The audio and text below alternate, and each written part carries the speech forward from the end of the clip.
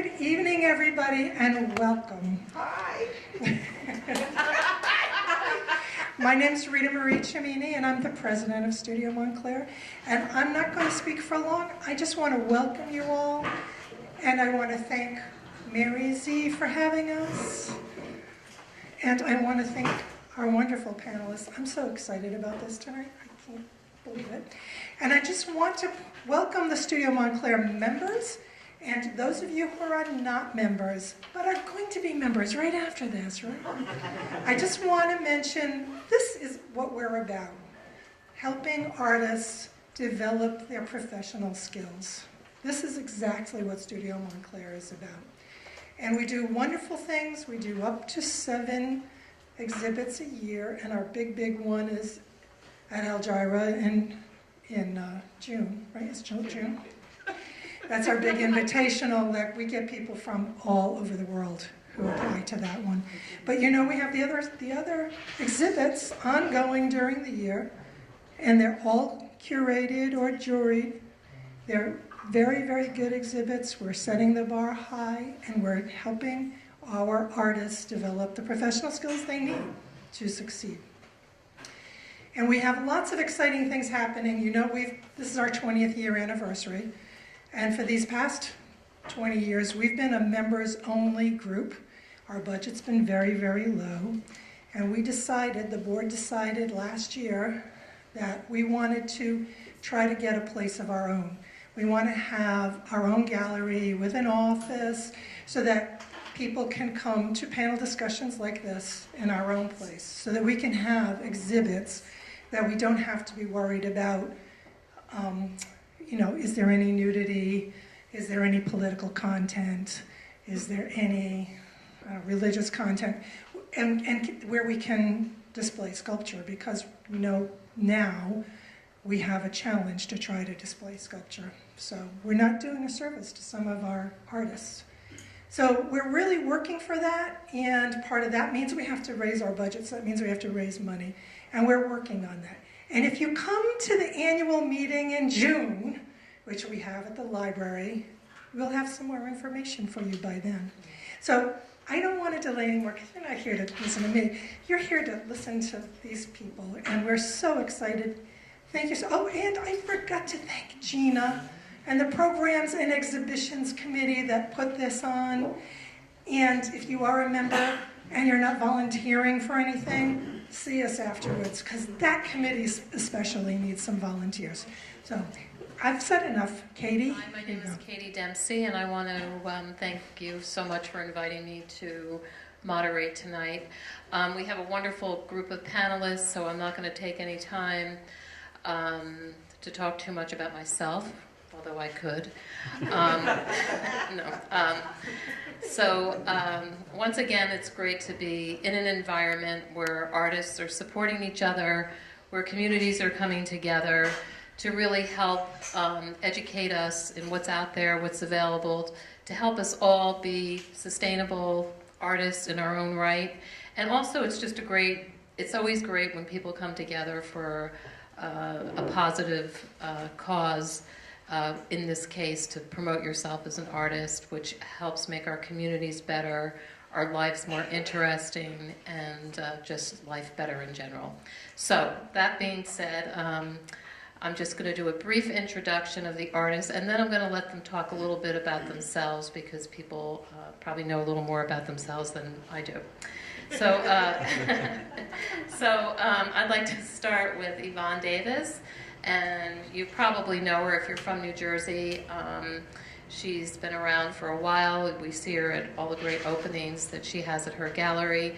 She's the co-founder and artistic director of Gallery of Firo, and formerly gallery education director at City Without Walls, both in Newark, New Jersey. Originally from the Woodstock, New York area, she studied at the School of Visual Arts and Cornell. So next I'm going to jump over to Don Eman. And again, anybody that's been around New Jersey arts for a while knows Don well. He is the Director of Arts Inclusion and Artist Services and the Access Coordinator for the New Jersey State Council on the Arts.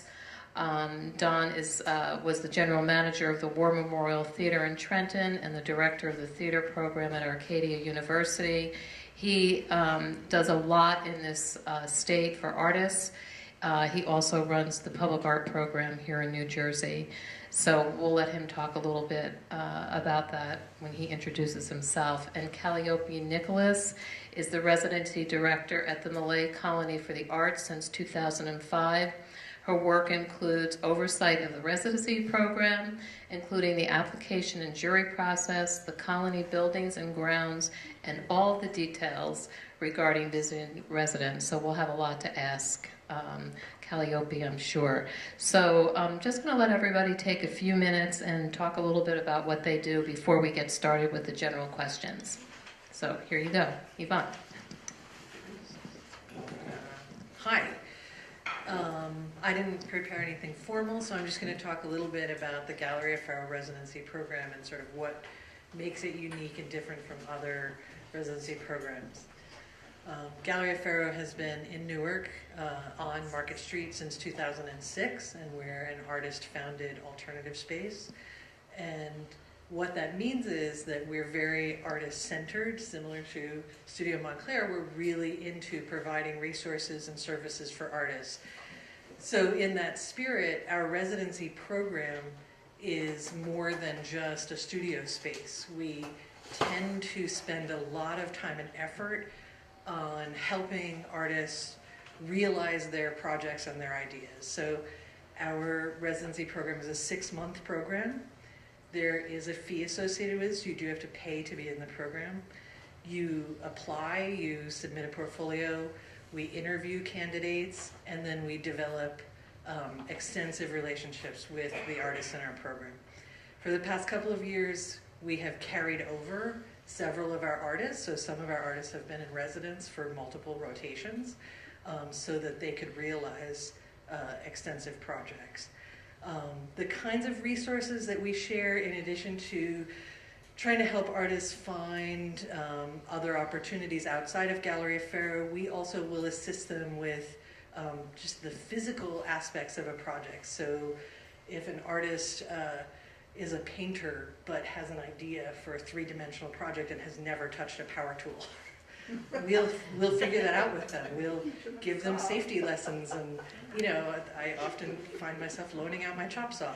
But other things as well. We've been able to help artists figure out where to get things laser cut at really affordable prices, and tons of other kinds of resources and access to materials and ideas, other curators. The opportunity to engage with the public. We do 2 open studios a year with artist talks. Yeah, that's it. That's a little bit about the Galleria Faro residency program. And of course, I'll tell you more later when you have specific questions.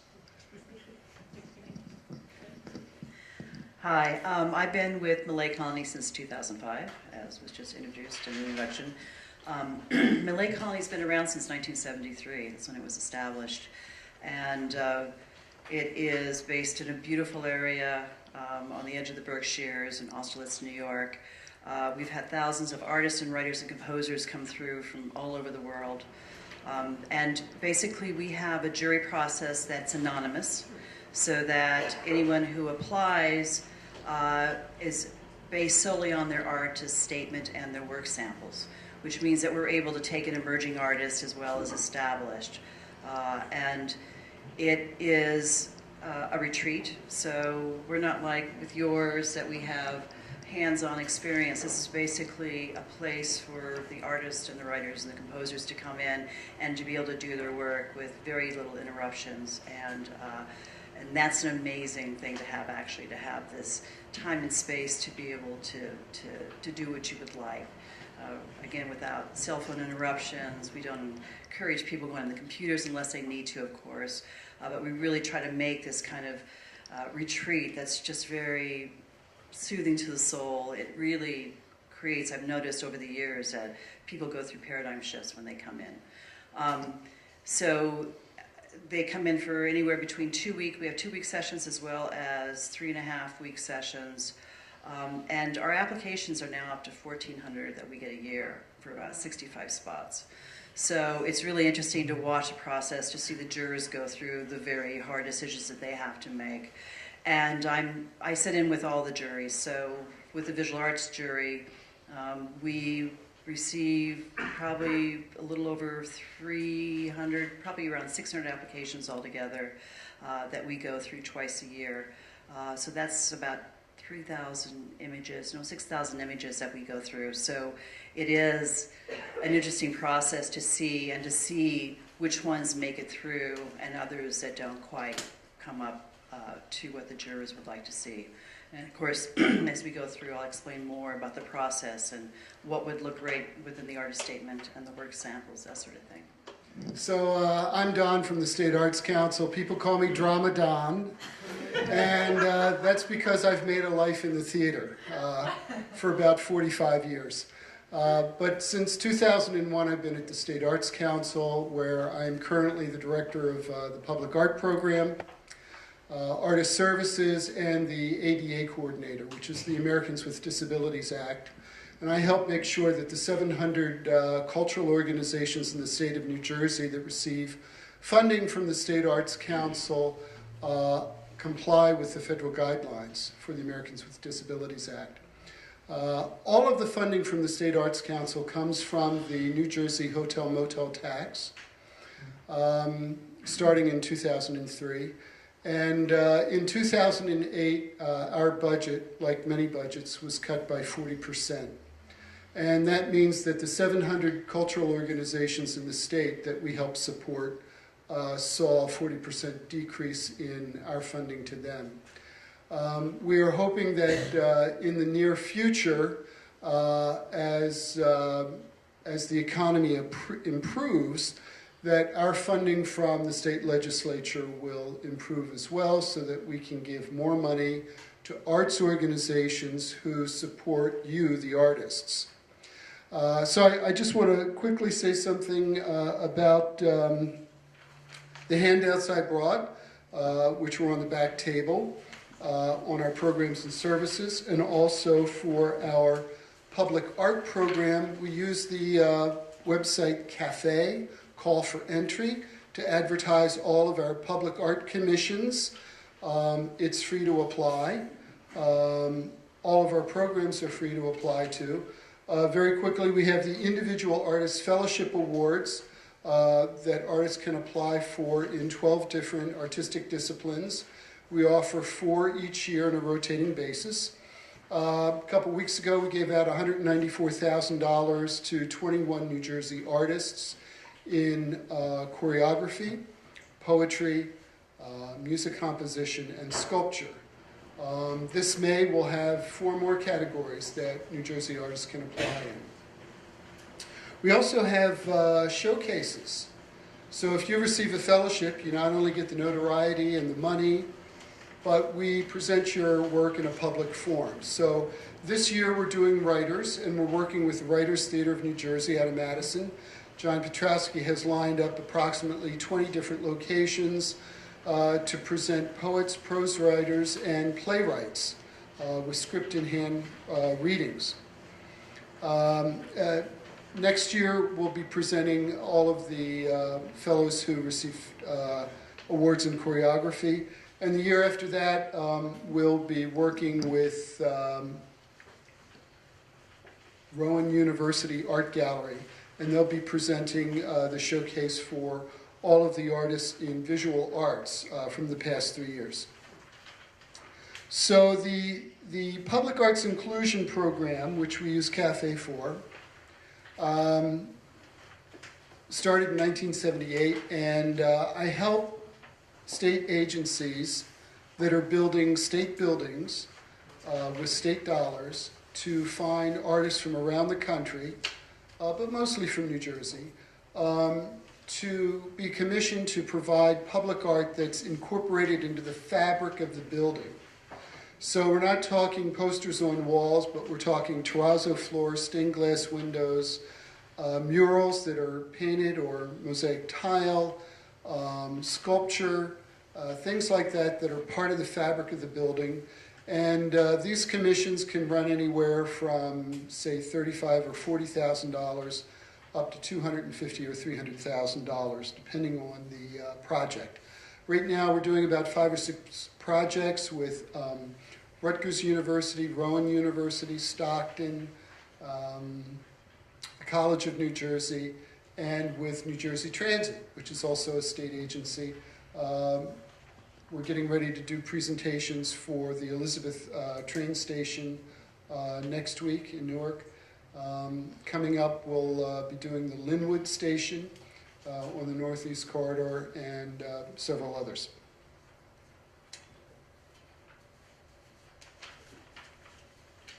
We have the Arts Annual. So this is an opportunity for any visual artist in New Jersey or craft artist to have their work seen in the State Museum, the Newark Museum, the Morris Museum, the Montclair Art Museum, or the Noyes Museum of Art with Stockton University. Each year it switches back and forth between fine art and crafts. Each of those museums puts out a call to artists, posts the call on their website, and if they have a newsletter, posts it in that. So right now we're doing one with the State Museum in Trenton to celebrate the 50th anniversary of the Arts Council, and this year is a retrospective of work by artists over the last 50 years. We have professional development programs for artists. And this year, we're working with the Dodge Foundation to present support to do 3 workshops, one at Galleria Faro in Newark, one at Artworks in Trenton, and one with the South Jersey Cultural Alliance in Hamilton, New Jersey. These were advertised on our website, in our newsletter, Opportunities for the Field, on our Facebook page, and by each of the individual galleries as well. And so this is a 6-month intensive with both live workshops with professionals from Creative Capital out of New York, as well as interim webinars that the artists participate. It was through an application process, and each gallery selected 20 artists who they felt would benefit from this 6-month program. This is the 2nd year for this program, and it's been going well, so it's very possible that we'll fund it again next year. You can look to the Arts Council's website for information about that. We also have folk art apprenticeships. If we have any folk artists here, I hope you'll contact me or my colleague Kim Wynn, where an apprentice works with a professional folk artist to maintain and learn a indigenous or other craft form that we want to see carried on.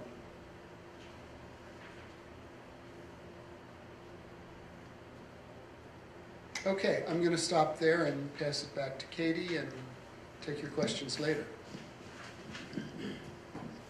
Thank you, Don. We have all the questions that people had submitted. So hopefully we'll get to your question. If we don't, we will have time after the event is over to ask questions and also ask the panelists individually. So this is a question for everybody. Something that kind of is putting all the questions together. People had asked to define the terms residency, fellowship, and grant. So if you all want to speak to that so that people understand the difference between the fellowship, a residency, and a grant. So I have found, honestly, people using fellowship and residency pretty interchangeably, and it can be kind of confusing. I think of a residency as something that involves a space that you can utilize, but there are, for many years, Newark Museum had a residency with incredibly limited hours. They did provide a space, but it had incredibly limited. So a residency really is a very broad, it can mean just about anything where some sort of resource, usually space, is provided. Grants, to me, I think this is cash money, man. This is the good stuff. You know, this is my very basic, simple sort of answer. Hopefully my other panelists have some more sophisticated and nuanced. So, yeah, that's close. Residency also has value. It costs the colony around $4,000 to have a person come in. And usually residency also involves food. Whether one way or another it's provided, whether it's in the refrigerator or at the colony, we also have a chef that comes in and prepares meals. So yes, space, a room, a studio to be able to do your work, your own private space is a residency. And usually grounds to go running around. And yes, it's varied. You'll notice among artist colonies and retreats, even there's residencies within, the urban areas, and they all have a little bit of a meaning, but usually that's what it is. Some residencies will have involvement as far as helping you with galleries or educational type of things, and there's others like Malay Colony, I would say Yaddo, McDowell, they don't. You're basically kind of keeping a hands-off approach in some ways, or maybe networking going on within the people that are there, but otherwise it's your time and your space. And then we've got fellowships. Fellowships, once, for the colony, once you've been involved and have been invited to a residency, then you may qualify for a fellowship. Which basically is something that looks good on the CV in many cases. You've been chosen, you've been honored and picked out, among all the people that have come through because your work was really interesting or it fit within a particular parameter for that fellowship. And then yes, there's grants, usually which entails getting extra money on top of that, whether it's from the colony or the retreat itself or whether it's from some sort of outside entity. So for the State Arts Council, our residencies are in arts and education. Any school in New Jersey can apply to the State Arts Council to have an artist come in and do a residency with their students. And currently we have enough money in the budget to support about 12 residencies a year. The schools interview the artist and then select the artist that they want to do the residency. The council provides $375 a day for that artist, who must meet with at least 4 of that teacher's classes during the day for a minimum of 20 days during the school semester. And then there's a culminating project, which the teacher does with the 4 classes in the school. Our fellowship, we used to call it a fellowship grant, but people got confused because we give out grants to arts organizations. So now we just call it a fellowship award. Like the Malay Colony, it is an anonymous process. So artists submit work samples. The panelists that we bring together from around the country meet us in Baltimore at the Mid-Atlantic Arts Foundation, which has been managing this program for us for 20 years now. And so they don't know the artist's gender or age or race or anything. All they do is look at the slides that have been submitted or read the script or the poems or look at the choreography or listen to the music and give it a score. And the artists with the highest score at the end of the day are the ones that are recommended for an award. As I mentioned earlier, we just gave out 4 $12,000 awards to the artists who had the highest score, and then the next 17 artists received $8,600 each. And along with that, there's a showcase. So it was fellowships, residencies, and grants. So there you go. Thank you. The next question is, what advice would you give to an emergent artist? So we'll just start here. I read the questions before I came, and this is like a hard one because there's a million things that you want to say to young and emerging artists, and I really vacillate between no, study accounting, and really follow your dreams and don't give up. Like, and there's sort of everything in between, you know. Study accounting.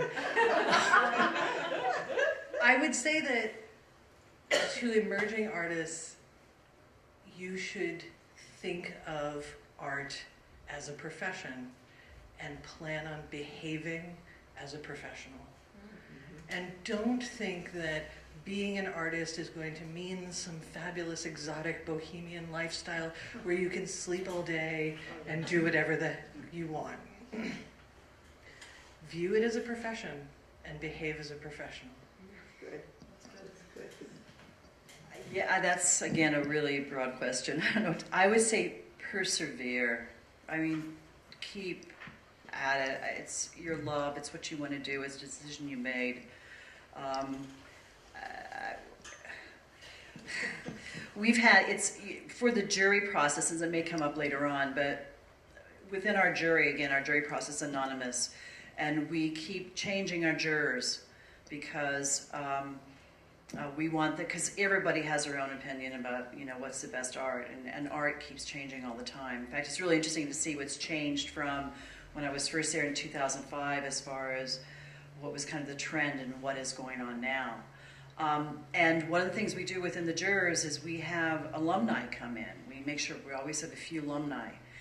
And they are blown away after going through the jury process the first time they're in by how important it is to not take it personally when you've been rejected. That it's not personal in many ways. And many times it is based on just the jurors having to make really difficult decisions on who to invite in a limited space. And also the ones that they felt would get the most use out of that particular residency. And that is their opinion also. So, you know, get used to being rejected and don't take it personally. And once these jurors came through and the alumni came through, they had a whole like, oh, I'm going to apply to other things. And it doesn't matter if I've been rejected 5 times, I'm going to keep doing it. Because again, the jurors will change, the taste will change. And we have very qualified jurors, but that's just the nature of the beast. So keep at it. If this is really what you want to do, don't stop. Keep at it. Well, we call it passion and commitment. And of course, artists have a fire in their belly and they must create. But they also must survive. They must have food, they must pay rent, they must pay the heating bill, and all those other things. So it's a business as well. And art is work. For some people, it can be a hobby. But for most artists, that's what they do. And sometimes they have to do other things to help pay the bills. So one of the things I want to do is recommend a book by Sharon Loudon. Her book, which is a collection of essays by about 40 artists, she's just come out with a sequel, is called Sustaining a Creative Life. And most of these chapters are like 2 pages. And you get to meet artists who live in New York and don't live in New York, who are married and aren't married, who teach and don't teach, who do nothing but their artwork and have side jobs or other jobs. But it's just a little, what they call a tranche de vie, a slice of life, that you can see how different artists support and sustain their life while they're creating their artwork. It's well worth reading. Excuse me, Don, what's the name of it? Sustaining what? Sustaining a Creative Life. Okay, thanks. By Sharon Loudon, Louden. Google her. I think the book's around $35. Well worth it. The other thing, read, besides this. But just read, and when you go to look for grants or anything like that, read about the foundation or the organization that's offering the support, and read what they're about, and make sure that what you're seeking funding for is something they support. You know, you have to do your research. And because art is a business, you know, you have to do all those things that any business has.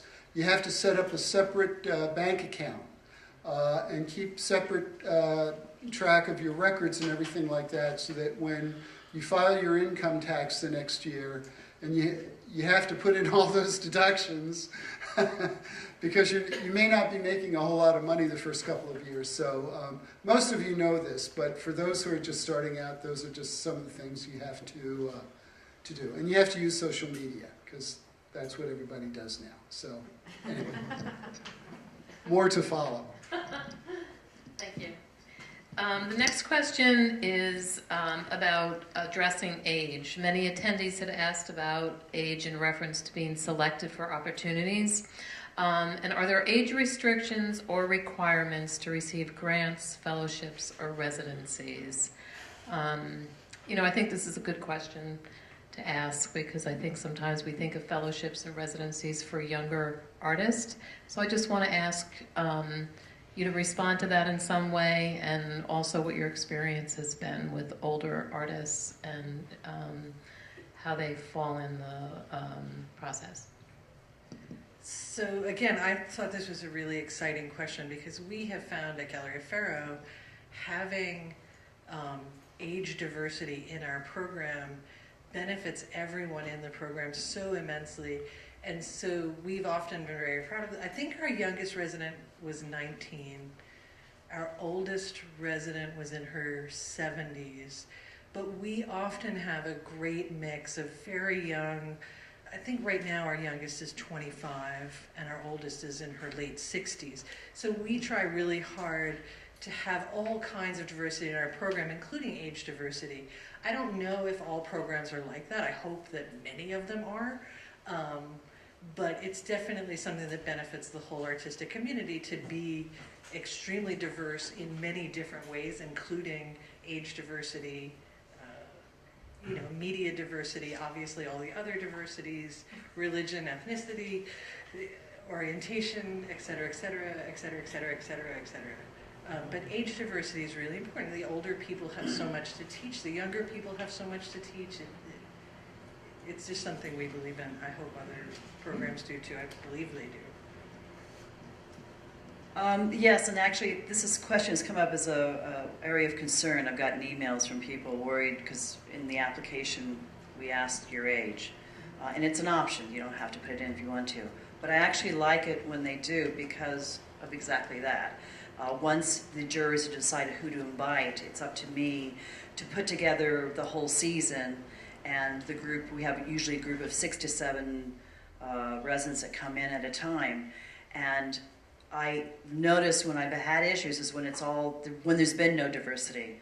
Like having the age diversity, having the gender diversity, having the ethnic backgrounds, and all of that diversity really adds for a more interesting dynamic when that happens. So our gamut, I mean, we've had people, you know, as young as 19, 20, and as old as in their 70s.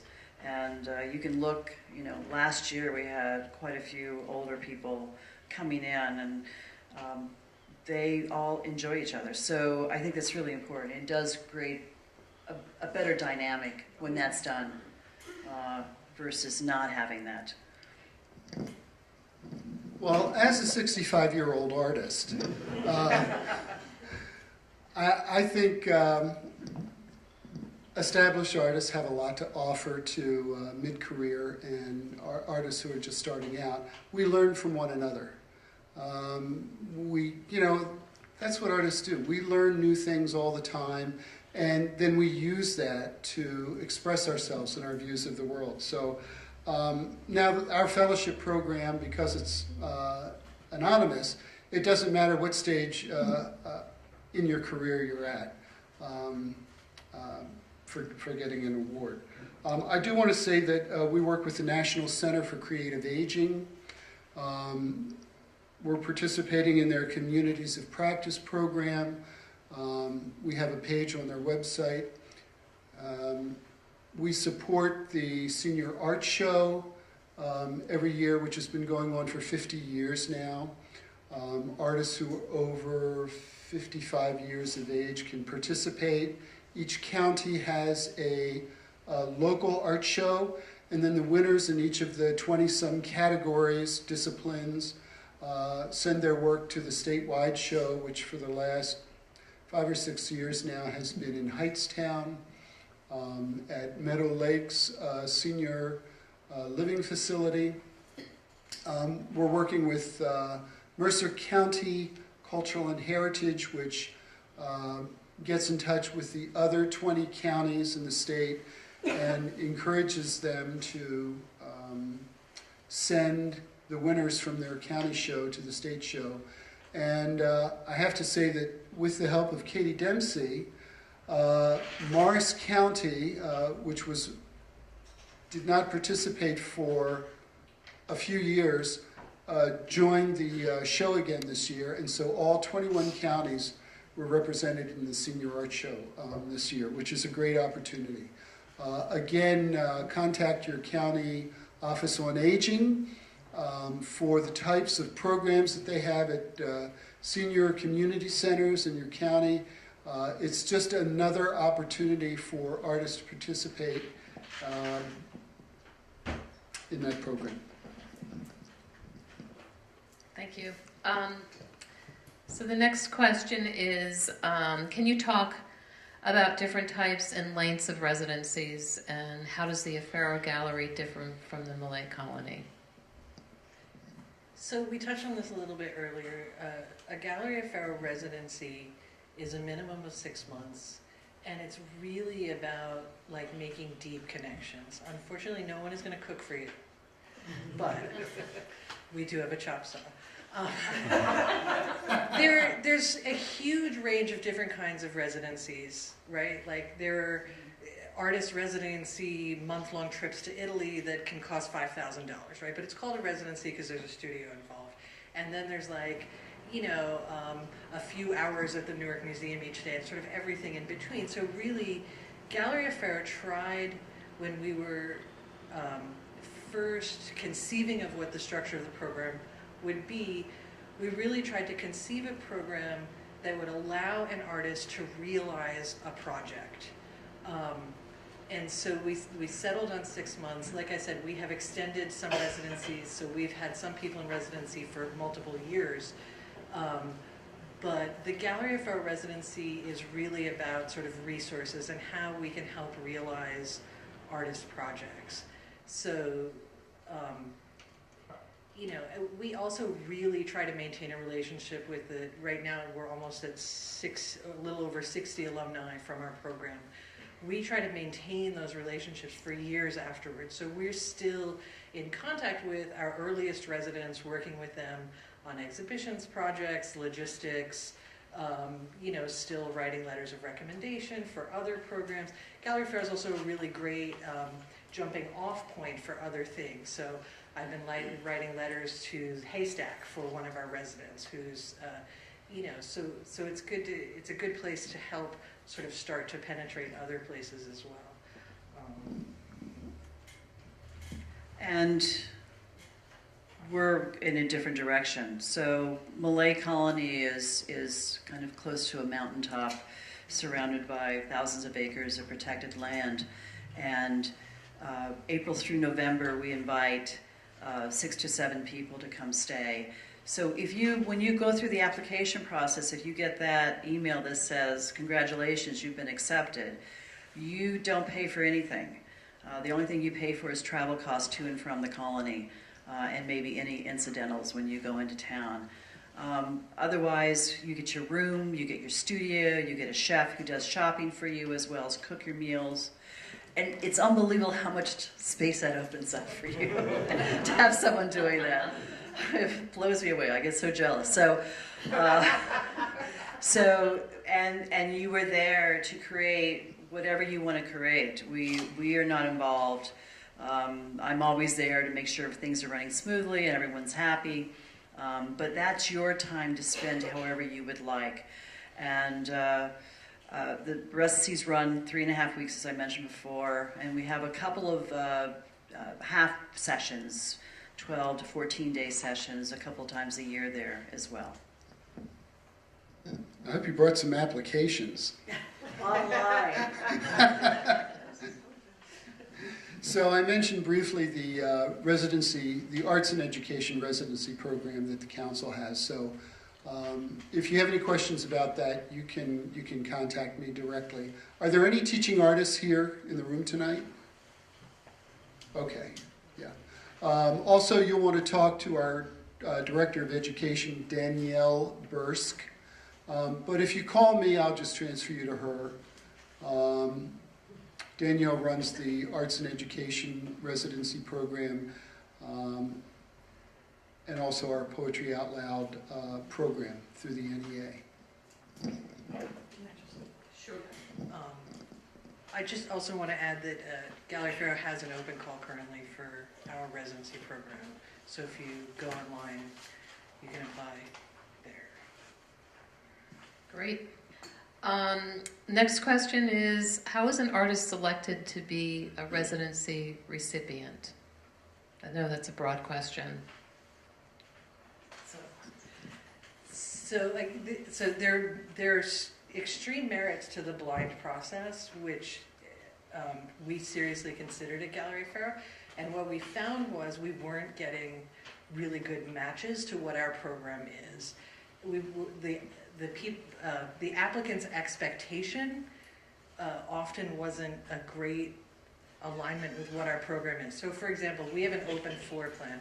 Even though everybody has their own individual studio, in some cases you have to move through a person's studio to get into your own, right? So that's like a specific kind of space that a person has to be willing to be in and is going to get a lot out of. So in our process, it's an application, it's a portfolio review. We have often 3, sometimes 4 people review applications, narrow them down, but then there's an interview.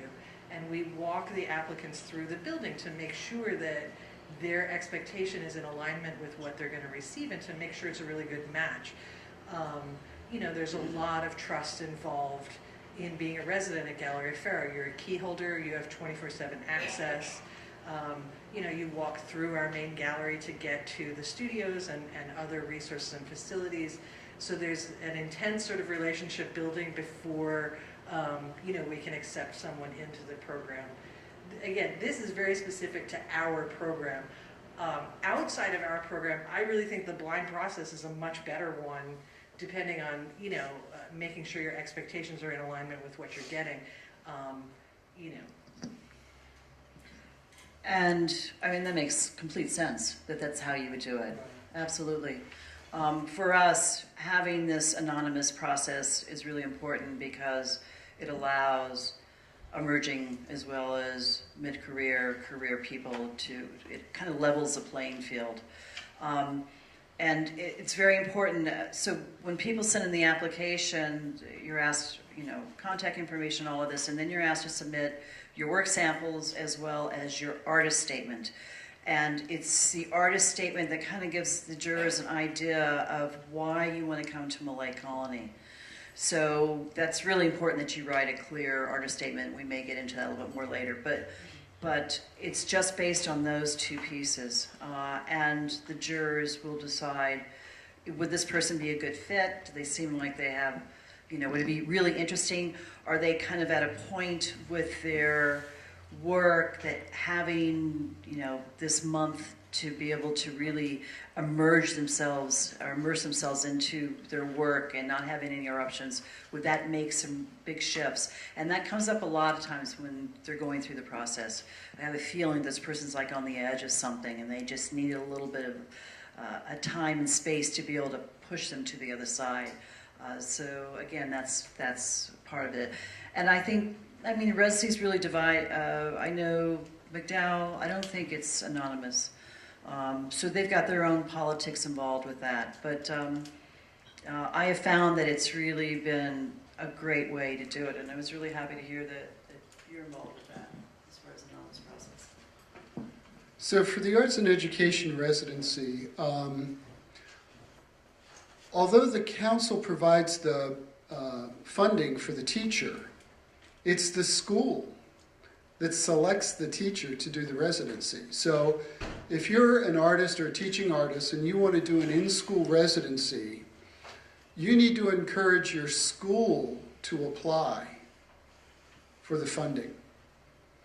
And so you need to approach a teacher at the school, literary, visual or performing arts, any of those discipline, and talk to them about offering a unique program in your artistic discipline that is over and above what the school is already offering in its regular curriculum. And encourage that teacher and school to apply to the Arts Council for the funding.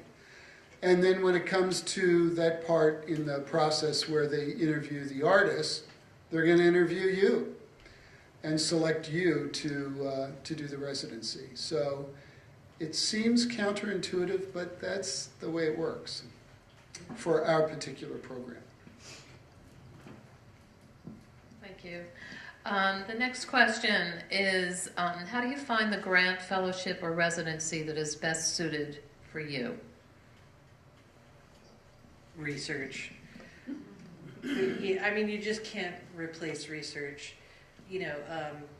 Residencies Unlimited is a great place to look for residencies. NIFA.org is a great place to look for residency opportunities. But you really have to research the organization, the situation, the cost. In an ideal situation, there's a limited cost, but in some situations, there can be very high costs. It's just research. You have to really find out about where you're applying to before you apply. The Alliance for Artist Communities is a good resource. They have most of listings for artist colonies, retreats around the country, and it's all together under one website. Yeah, I'm going to say ditto on NIFA, New York Foundation for the Arts. They're really the clearinghouse for so many grant, fellowship, and residency opportunities around the country. I also want to mention, again, Creative Capital. To contact them, it's P as in Peter, D as in Don, P as in Peter, Professional Development Programs, pdp.info@creative-capital.org. And then, of course, the NEA, NEA.gov, to check with them. Thank you.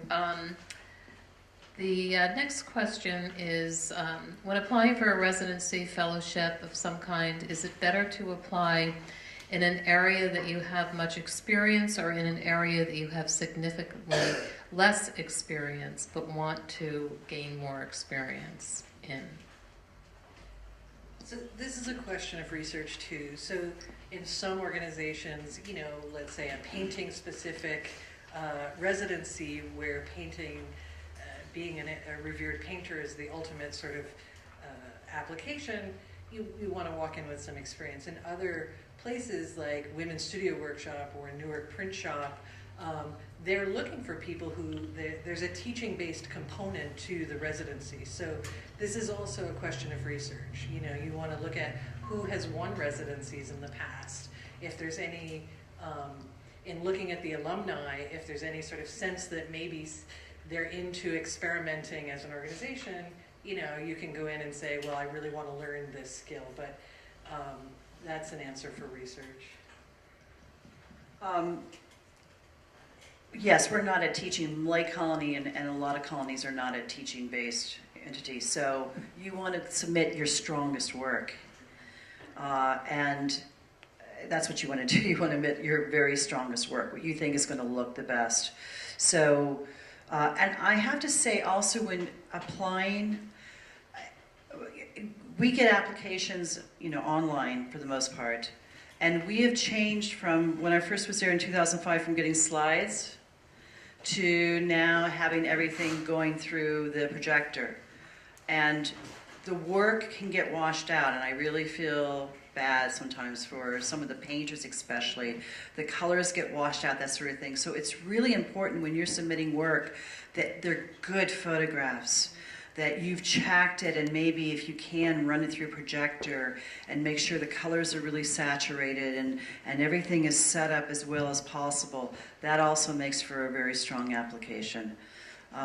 So that's really important. The artist statement is very important, and many artist residencies have an artist statement that you're supposed to, something to talk about yourself. And it's really important that you speak in clear, concise language, that you really speak to the jurors of why you want to come to this particular residency.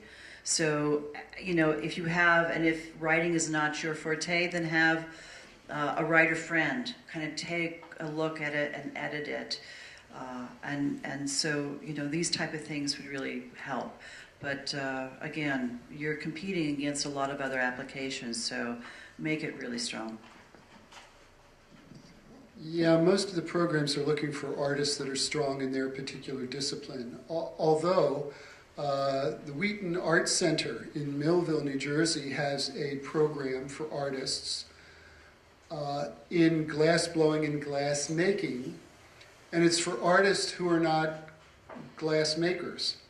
It's for painters and sculptors and other types of artists who want an opportunity to work in the medium of glass. And so that is one exception I know of. And they also have international glass making and glass blowing residencies as well. But if you're not a glass artist and you want to dabble in that, that is one opportunity you can look for. Thank you. I just wanted to mention that there is, when you leave, there is a printout here that's going to give you all of the websites and information that has been, a lot of what has been mentioned during the panel. So just so you don't panic and think that you haven't written something down, there's actually a very nice selection of websites for both grants and information that I think will be very helpful to everybody. We talked a little bit about doing research, and I think if you just sat down for a couple hours and went through some of these websites, you could find out a lot of information. So the next question is, someone had asked specifically about a project that they were working on involving digital photography, painting, lighting design, and woodworking. And it's kind of a specific question, I guess, to someone who is in the audience, and they wanted to know if this is the type of project that would be appropriate for a grant or a residency. I would say both. I mean, if you need space to accomplish your project or other kinds of sort of logistical support, a residency is going to be a good place. And I have yet to see an artist project that couldn't use a grant. I mean, really. I mean, I suppose there are millionaire artists that don't. I'm going to shut up now.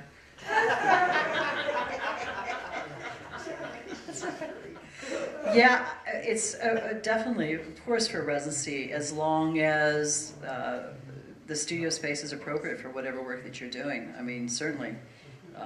We take all kinds of interesting visual artists and doing different projects. So, sure, absolutely. Our fellowship awards cover all of those disciplines, and we also have one called Interdisciplinary Performance, in which a variety of these art forms can be combined into a unique art form and then videotaped and submitted for a fellowship as well. So I want to encourage all of you to go to our website, which is www.artscouncil.nj.gov. It's on the handout that was at the desk. My card business card is up there as well, so you can contact me. I have more here if we ran out. On our website, you'll see something called Opportunities for the Field. We email this to you every 2 weeks. We send it to both individual artists like yourselves and also to arts organizations. And so it has all kinds of opportunities, call for art, workshops, residencies, all kinds of things. So a lot of valuable information there. We also repost a lot of that information on our Facebook page. So if you have an event that's coming up that you're participating in, you can send that to me along with the link from the website where that information is posted, and we can put it on our Facebook page. So opportunities for the field. Also, Art Pride New Jersey has an employment bank. A friend of mine just got hired a couple weeks ago, a job at Grounds for Sculpture, because they saw a posting for a job in the gift shop. And I told her about it, and she applied, and she got the job. So NYFA also has, New York Foundation for the Arts, has a job bank on their website. So these are, again, opportunities to help sustain you while you're working on your projects, your residencies, and other things like that. Yeah. I'm very curious to get questions from the audience and to see what they are interested in. I think we just had our March 1st deadline for one of our deadlines, and the question I got a lot was, how should I apply? What's the strongest way for me to apply? And I think one thing I've noticed that if you, and maybe this is more for writers, but also for visual artists working on a body of work, if you have a piece that you're working on and you're still in development with that, don't send that in. Send in again. It can be something that you did last year or two, but send in an established piece. Again, show us your brilliance. Show us your strongest work. And then the other thing that I've also noticed that really does not, the jurors do not like, and it kind of turns them off, is when you send a wide body, like a whole variation of all your different work.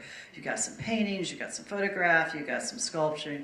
Make sure you send in a cohesive body of work as far as your work samples. That is much stronger than sending a little bit of everything to show that you've got this wide range of talent.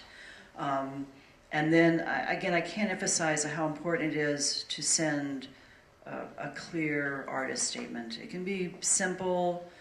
You don't have to dazzle the jurors with your intellect. Just really, again, they want to get a sense of who you are, and why you want to come. So that's more important than some sort of garbled and but they have to try to read through and 9-point font thing they've got to in the half dark room.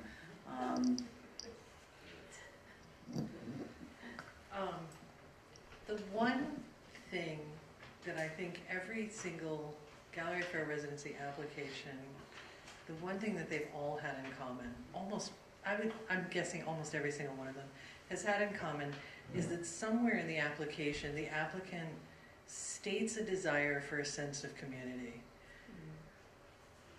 And I would say that if you're looking for and researching residencies, you should turn to your community and ask them where they've been and what has worked and what has been exciting and has helped them in their process, and then ask them, and how'd you get in, right? That's going to be invaluable information. What already worked and what was already exciting. And the other thing I think is you should really look for what you need and ask for what you want. Don't be afraid that somehow your idea is going to be too big or sound too wild, or be excited about what you're doing and ask for what excites you.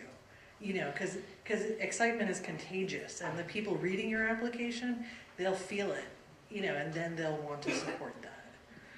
Right. You brought up a very good point.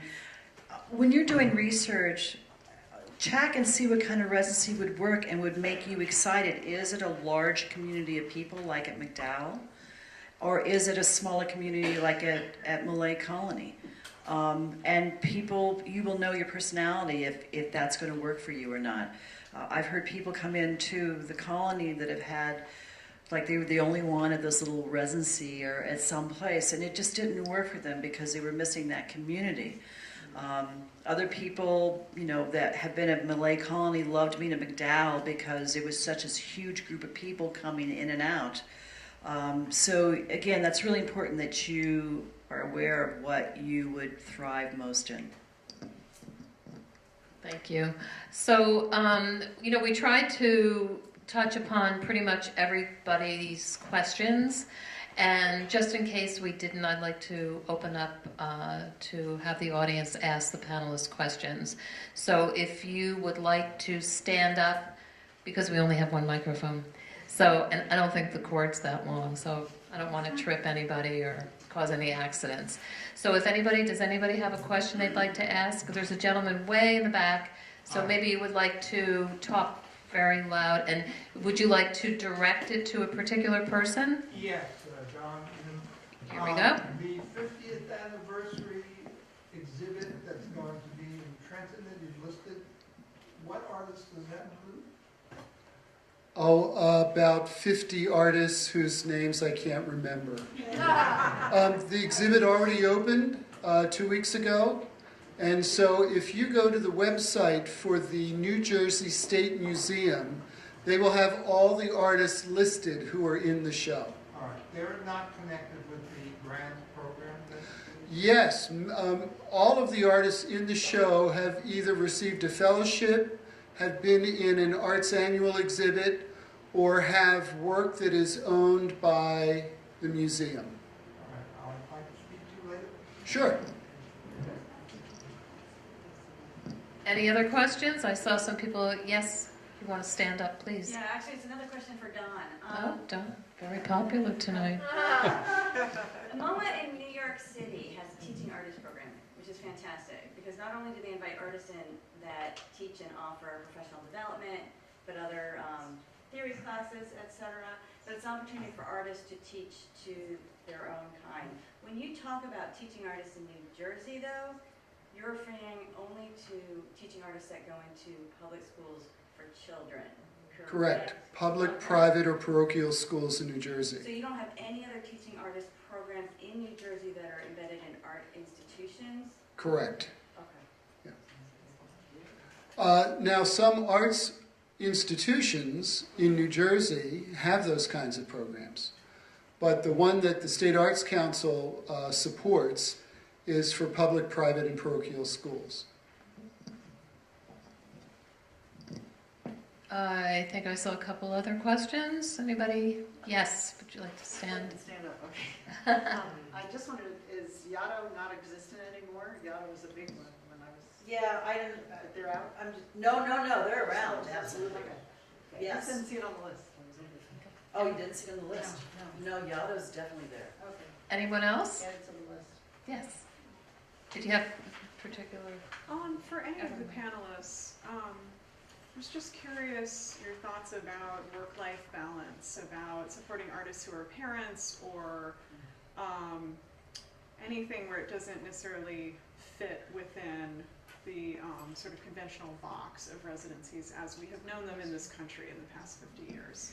There's actually a great foundation, Sustainable Arts Foundation, that we work with, and we just started this program a few years ago. That's one of our fellowships, is for working a parent artist who has young children. So we will bring in one of those. They get a stipend to help for childcare. The child, we're not able to accommodate the family or young children at the colony, but we can bring the parent and they can come in for even a few days, you know, come back and forth to work to the artist colony. and the Sustainable Arts Foundation will support that. And there is a movement that's growing more for that sort of thing, and there is kind of pressure being put on artist colonies to be able to bring in parents with their children while they do a residency. So movement's been growing. It's kind of interesting to watch.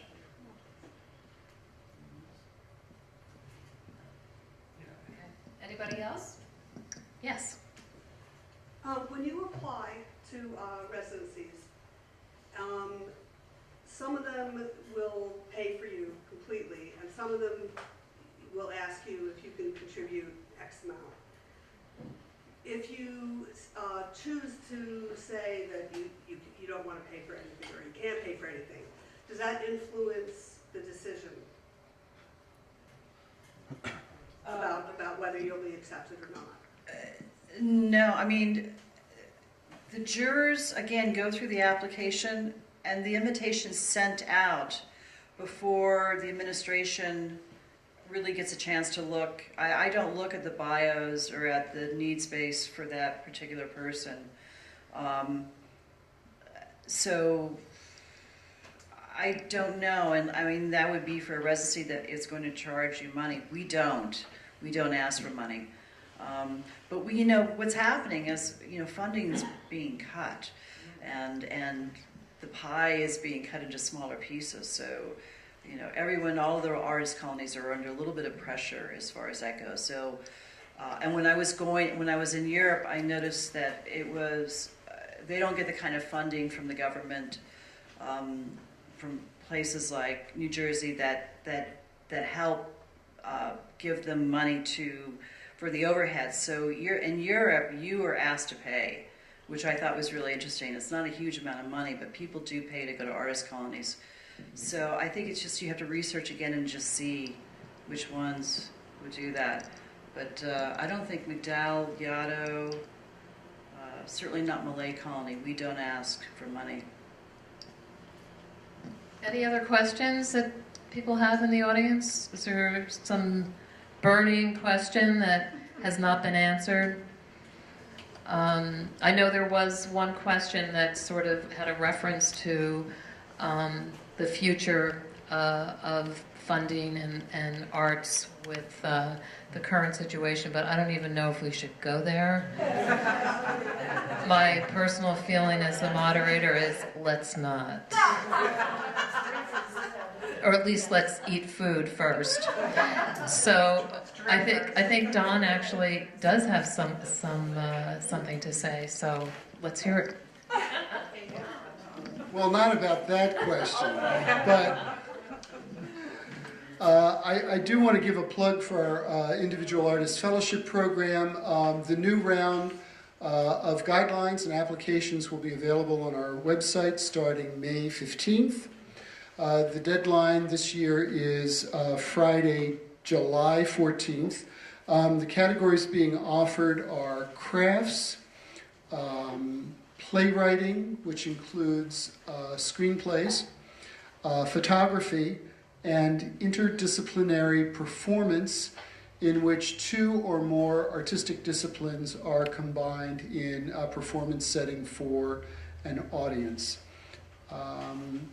Those applications will be reviewed in the fall at Mid-Atlantic Arts Foundation in Baltimore, and we will announce the award recipients next February 2018 at the Council's public And I meeting. would like to just thank everybody on the panel for coming, and